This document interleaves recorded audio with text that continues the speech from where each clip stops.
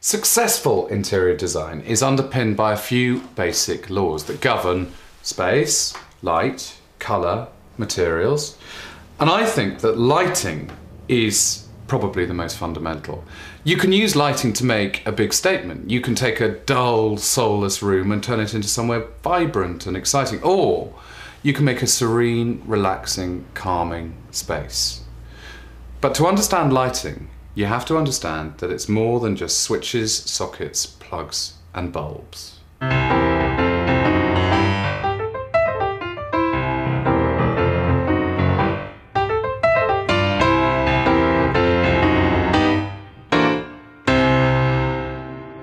This program is about how to use light.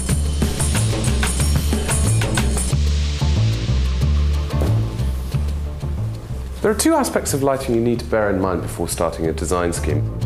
The first is making the most of daylight. Natural light enriches our homes, and by understanding its effects, you can transform your surroundings and, believe it or not, your health.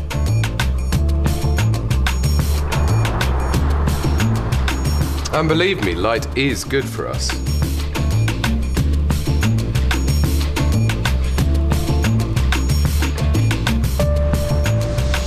Science has proved that humans are drawn to light in much the same way as plants grow towards the sun. A sort of human phototropism, which is a very good word. The second aspect of lighting is the plug-in kind. A really dramatic lighting scheme can transform your room in an instant from light and functional to atmospheric and moody.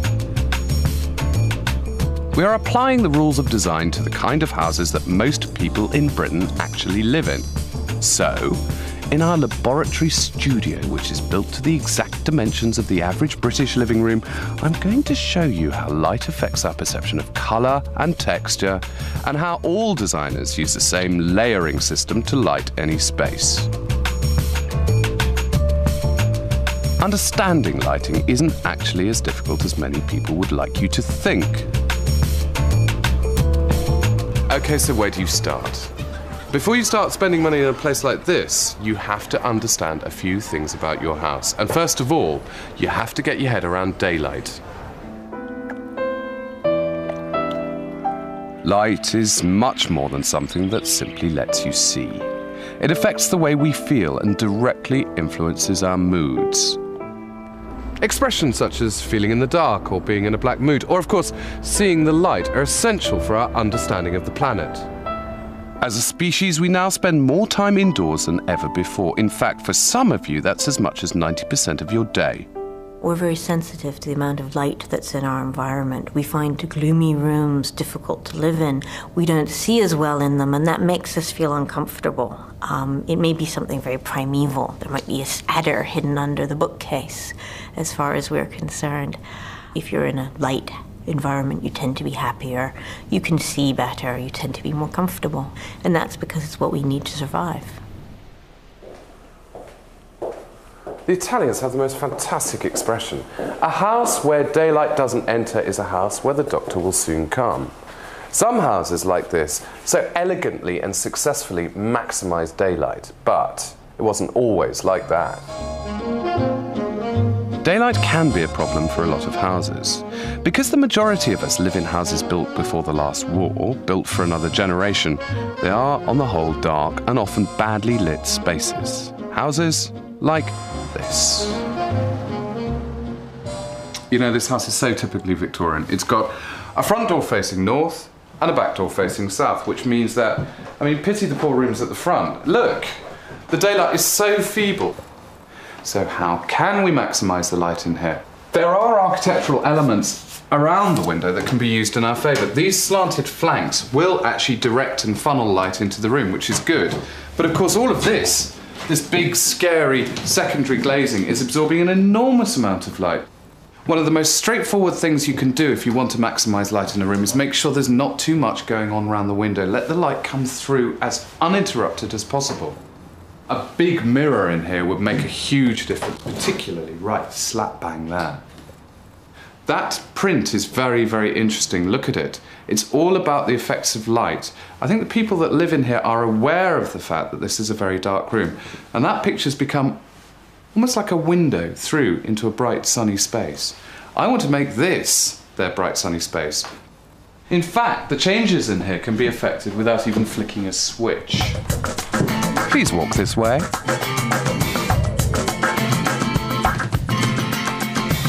Here in the modern extension, there are these large roof lights which are creating very intense puddles of sunlight in the middle of the floor, whilst the corners are going almost black in shadow. So, opposite problems. Arctic at the front, Caribbean at the back. Here, I've got to redistribute the light and balance it. At the front, I've got to try and find more light from somewhere.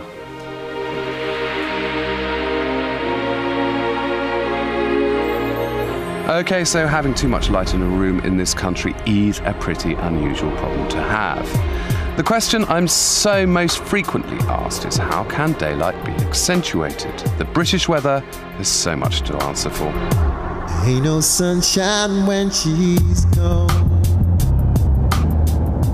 If we relied solely on the sun's rays in Britain for illumination, we'd actually spend rather a lot of time in the dark, because most British light is ambient, filtering through overcast skies, which either sneaks through a window directly or gets bounced or reflected off a building, or tarmac or grass. So that means that what's going on outside the room has a huge impact on the quality of light inside the room. Obviously, the sun's rays change throughout the year, and really clever, swatty clever designers build that into a design scheme to account for seasonal variation.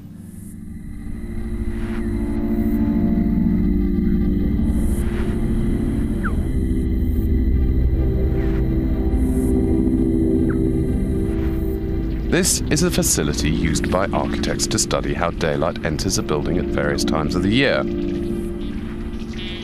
It's essential to remember that light is a very powerful tool. Interior designers and architects often refer to light as the animator of space.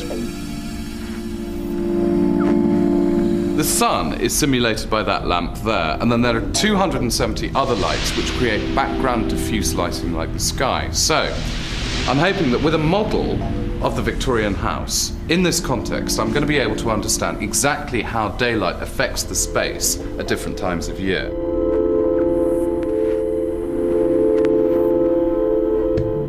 As a rule of thumb, a roof light will let in twice as much light as a window of the same size. My concern about the harsh pools of light created by the two skylights seems to be confirmed. Here, at midsummer, with the sun at its highest, the problem is most obvious.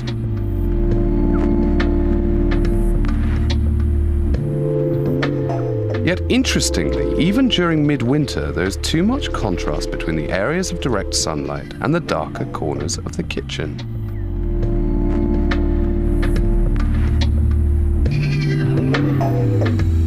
It's important to remember that although the eye can see in a wide range of light levels, we feel uncomfortable in high contrast lighting.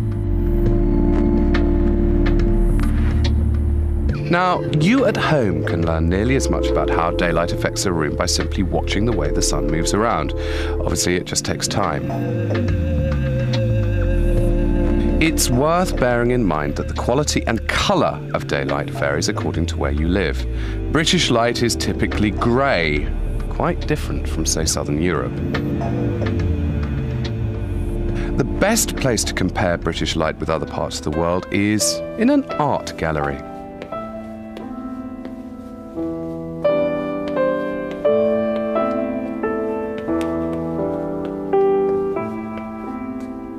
As an interior designer, I've always found looking at paintings quite valuable.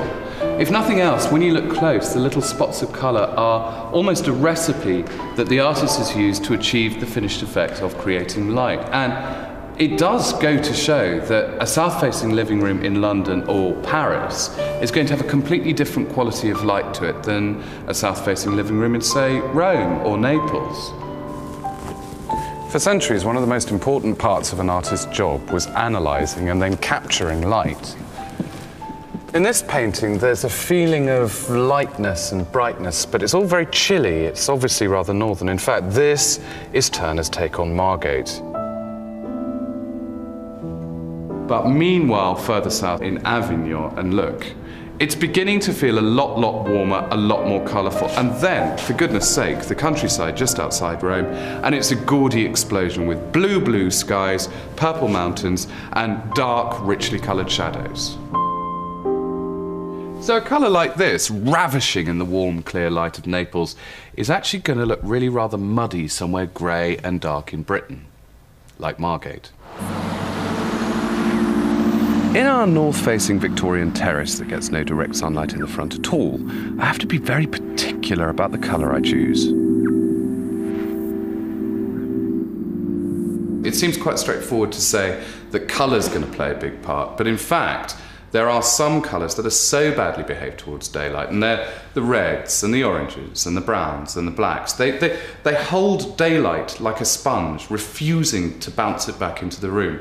Whereas other colours, paler colours like pale green, pale blue, pale lilac, they're very good with daylight. They amplify it, they reflect it. There is science at work here. Watch this. Each colour has a particular light value based on the amount of light absorbed or reflected. And remember, light is not white because, as Sir Isaac Newton discovered, light, although it looks white, is in fact made up of red, yellow, green, blue, indigo and violet. The spectrum.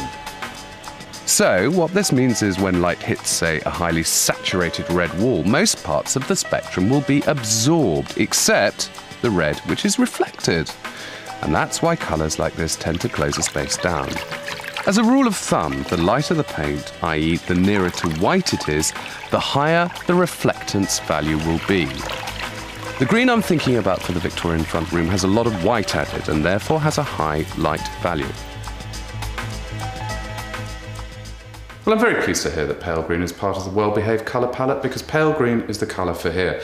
I've got pale green detailing on the tiles around the fireplace, and it seems rude not to actually use that as the theme for the room. Coordination. When you think about it, there's an awful lot of floor in a room, and the choice of what you put on the floor will affect how light or bright the room is. I mean, look at here. North-facing window, north light feebly trickling in, but it's coming in at an angle and hitting the floor at about this point. If there was something reflective there to then shoot the light round the room, we'd be maximising the little bit of light that we've already got. A carpet would be a disaster. Carpets are soft, absorbent objects made of thousands of tiny filaments that hold the light in. The surface finish, by which I mean matte or gloss, obviously has a significant influence. A matte surface will scatter light in all directions, whilst a gloss finish will reflect light directly up onto the walls and ceiling. For the south-facing kitchen at number 211, I've chosen a black slate floor with a matte finish, because I want the light from the skylights to be diffused, not reflected by the floor. Whilst in the sitting room, I'm going for a high gloss finish on the dark floorboards to reflect the soft northern light. Mirrors have a huge impact on a lighting scheme. By reflecting daylight, they amplify the amount of light in a room at the same time as creating tricks and illusions that please the eye. So the more reflective surfaces in here, the more light. Nice great big mirror opposite the window is going to bounce the light straight back into the room. And then, tip picked up from the Georgians, where we've got the diagonal flanks either side of the window, narrow panels of glass to intensify and reflect the feeble northern light. You have to remember that the Victorians really didn't trust daylight. In fact, as far as they were concerned, it was something that came into their rooms and faded their carpets, or worse, turned their ladies odd shades of brick. In fact, you know, if you ever saw a Victorian lady with a suntan, she's more than likely a prostitute.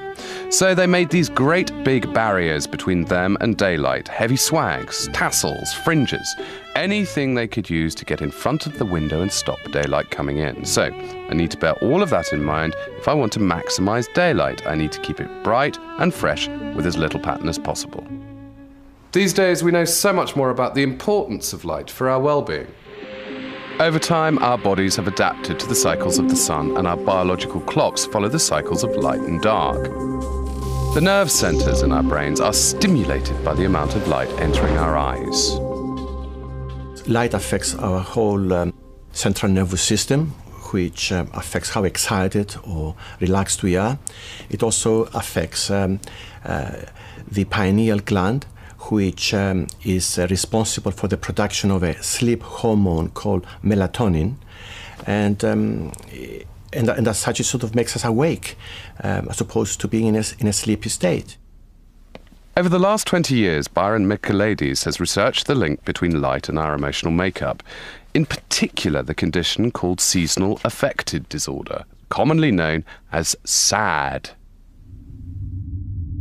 The research looked at how different light levels and working environments affected people. By measuring the distance from the source of natural light, data was collected from 2,000 people in 4 different countries over the course of a year. The report concluded that when humans are deprived of light, they become depressed and lethargic. We actually have found that SAD really exists, because it affects 11% of the population in England and Sweden, whereas in Saudi Arabia and Argentina is almost negligible. It only affects 1% of the population. See, I told you light was important. I told you there was more to light than met the eye. And it's not just daylight either. Let's go into the fabulous world of electric light.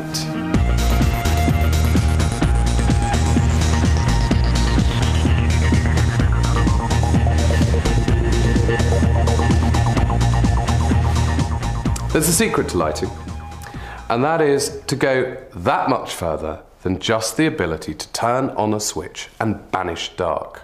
What you have to realise is that you're never going to be able to light a room as efficiently as the sun does. So, just think of it in different terms. Think about it creating an atmosphere. Think about it being quite clever. This is a very, very slinky, smoochy space to be in at night. And why? It's because there are so many different sorts of light. Dramatic light, uplighting the pilasters. Background, smoochy, subtle light, like the table lamps. This is a fantastic idea. So simple to do. A socket in the middle of the floor so that there's a lamp in the middle of the space. It's almost like having a candle that you can turn on and off. And then other elements, like the dramatic uplighting of the bureau so that you see all of the detail. Lighting has come so far since our parents' day. That's much better. Switch it off again so we can see the difference. See, with one light, there's only half the available space. Without light, you can't really relax. There's more space in more light. And while we're at it, why not use Philips lamps? Philips lamps are good value. Philips lamps make cheerful homes. Nowadays, most designers use the same rules to light any space. All of these rooms rely on the same method of lighting, and it really isn't that difficult to understand. Stand by for your tutorial on the 3 layers of lighting.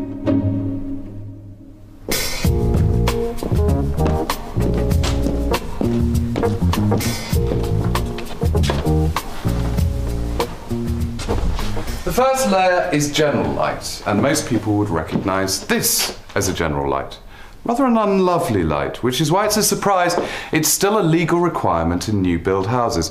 It goes back to the days when you used to hang your gas lamp in the middle of the room.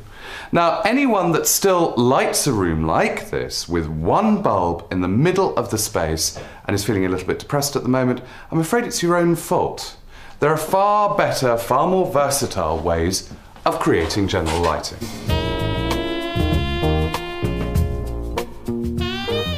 This is a much better idea. Rather than one intense light source right in the middle of the room casting very, very sharp, hard shadows, there are 4 light points that diffuse the light and dissipate the shadows. Plus, it's directional, so I can illuminate the corners, and also, if there's something in the room you want to make a big fuss of, such as a picture or a mirror or a piece of furniture, or even a bust of Shakespeare, then look, it's spotlit in a very eye-catching theatrical way. But it's layer 2 where things really get interesting.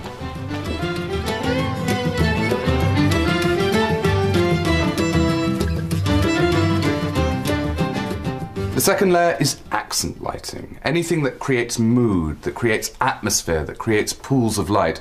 And it's very diverse. It can be wall lights, picture lights, table lamps, or even candles. Where would you like this light? Right, that needs to go bang by that armchair.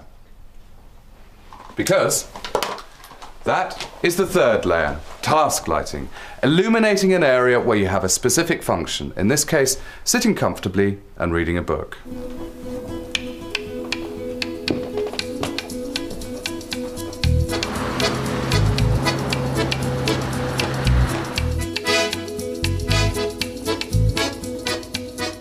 Okay, so how do you apply these rules to a real space?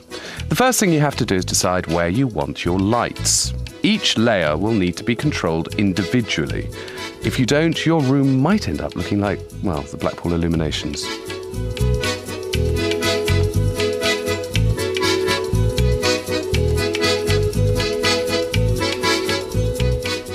Before he starts work, your electrician is going to need one of these, a lighting plan, so that he knows exactly where you want to put the lights.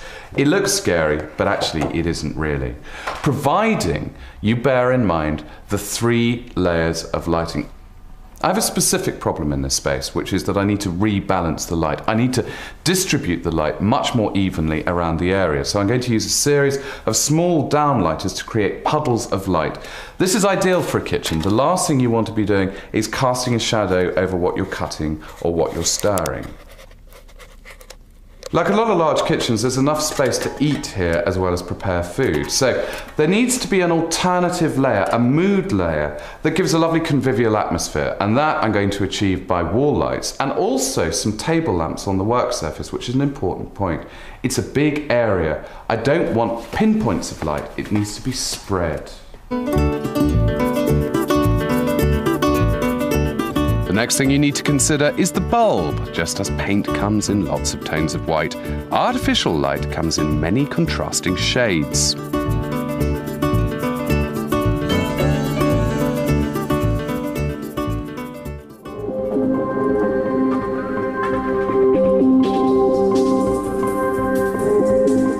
A standard light bulb emits a much warmer light than, say, a fluorescent or compact fluorescent lamp. Scientists measure the wavelengths of colour from a light source on a scale known as nanometers. Natural daylight contains a wide range of wavelengths between about 300 and 700 nanometers. Other kinds of lighting have different kinds of wavelengths. One of the most extreme forms of lighting is low sodium lighting. That's the sort of lighting you see in warehouses and in car parks. And low sodium lighting only has a very narrow range of wavelengths, about 10 nanometers. One of the curious side effects of this is that if you're in a large car park where you don't have any other source of light, it may be very hard to find your car. Because you've only got a very narrow range of wavelengths, that makes it impossible to distinguish different colors, and all the cars look grey. Okay, so if sodium street lighting is the lowest of the lighting low, what is on the path of righteousness? What is on the side of light? These boys. Low voltage downlights were originally designed for use within shops during the 1980s because they are brilliant at reproducing colours faithfully. They're now used widely in houses and they're brilliant in kitchens and bathrooms because not only do they emit a clean working light, I think they come quite close to daylight.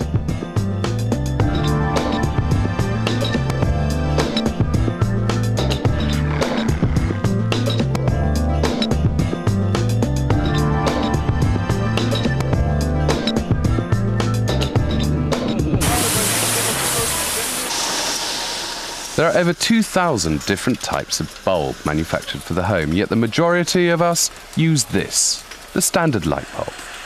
Millions of these were sold in the UK last year, so why are we so attached to a bulb that remains virtually unchanged from the original design of 100 years ago? In the UK, consumers buy about 50 million ordinary light bulbs every year. They buy these light bulbs because they like the light effect it gives. They give a warm light effect.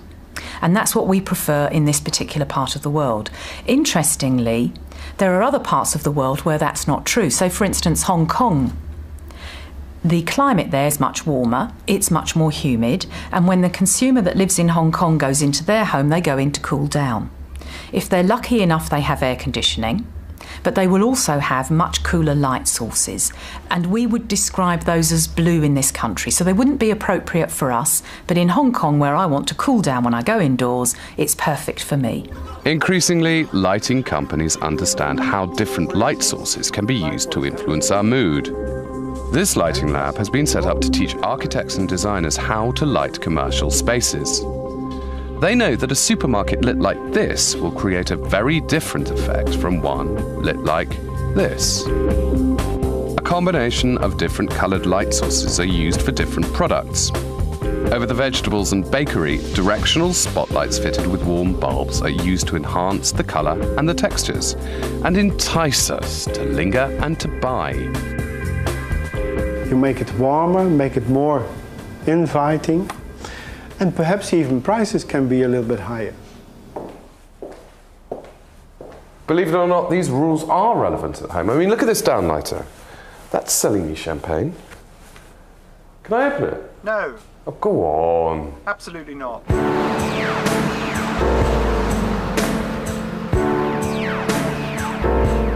Back at 211, my design is complete.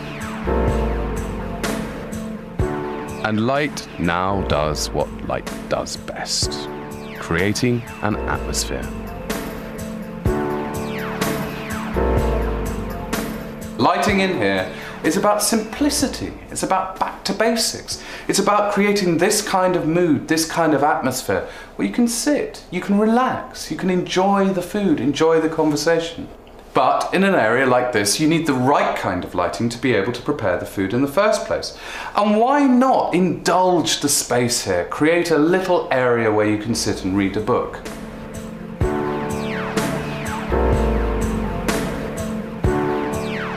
Of course, one of the big problems with this space was the contrast between the harsh daylight coming in and the dark shadows.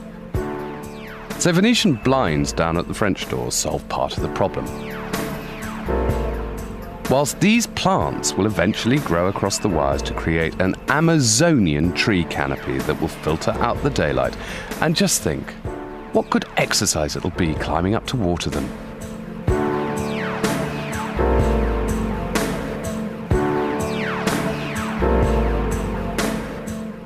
And so welcome to one of the most hard-working interior design schemes in the history of the world. Everything in this room has been specifically designed to capture, reflect, augment, bounce back every single last juicy little drop of available daylight. And let's face it, it's pretty mingy coming in here. So as a result, there are going to be accents of artificial lighting, or otherwise you won't be able to see what you're doing.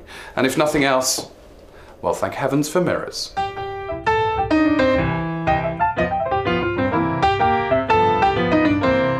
To find out how to totally transform your home using lighting, log on to the Design Rules website, www.bbc.co.uk/homes.